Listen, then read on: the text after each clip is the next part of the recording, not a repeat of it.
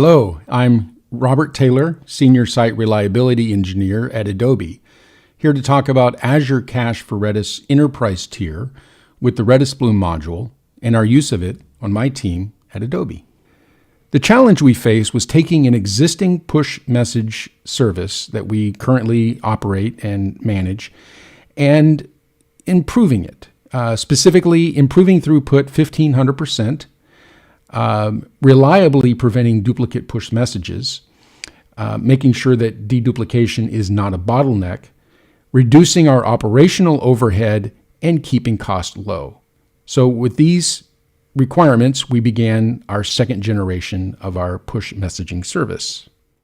The push messaging service it combines the message batch with the proper credentials to be sent through eventually to the appropriate push provider, either Apple or Google.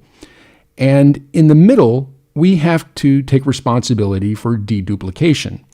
There's many reasons for duplicate messages occurring, one of which is that the way we're using Apache Kafka is, for example, if there's a rebalancing of partitions, we bear the responsibility for making sure that we don't have duplicates. So we have to have deduplication on our side. So in evaluating the choices, we had some criteria. First of all, we knew the service had to be fast. It had to be reliable, right? And then it needed to be secure. That goes without saying. Then it has to be cost effective. We have to be able to afford this. And costs can be either direct infrastructure cost or they could be the overhead of managing a platform. And it should be a managed service, if at all possible.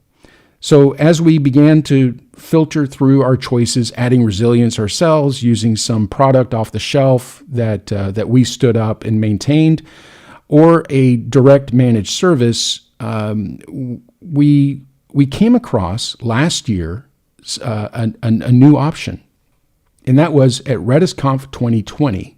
We heard about Redis Bloom Enterprise, the module with the enterprise version being offered through Azure through a product that we could use as a service managed for us. And this became very interesting. So we had to investigate. We applied to the private beta and we got in. And what we were looking to do is to see if we could use the Azure Cache with Redis Enterprise tier with the Redis Bloom module as a drop-in replacement for the code that we have written that would offer resiliency that we didn't already have, and we can consume as a service. That began our investigation. So, results.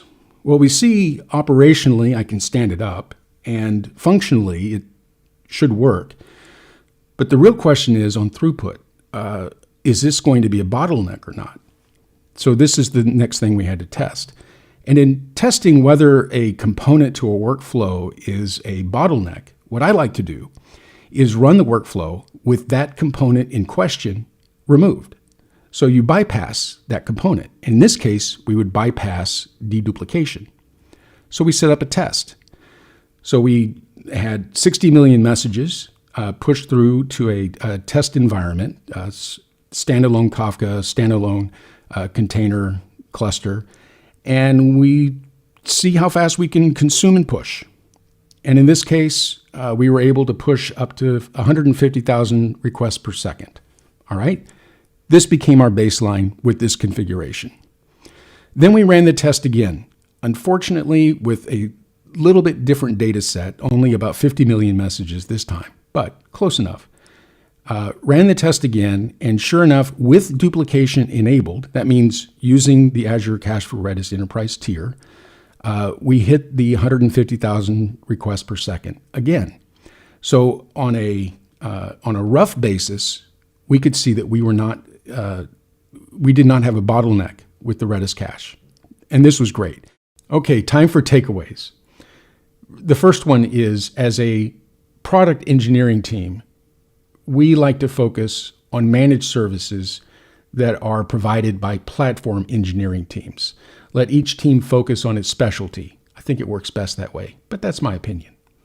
Secondly, managed Redis Enterprise with module support really stands out to me. For years, we've been using managed Redis in general at various providers.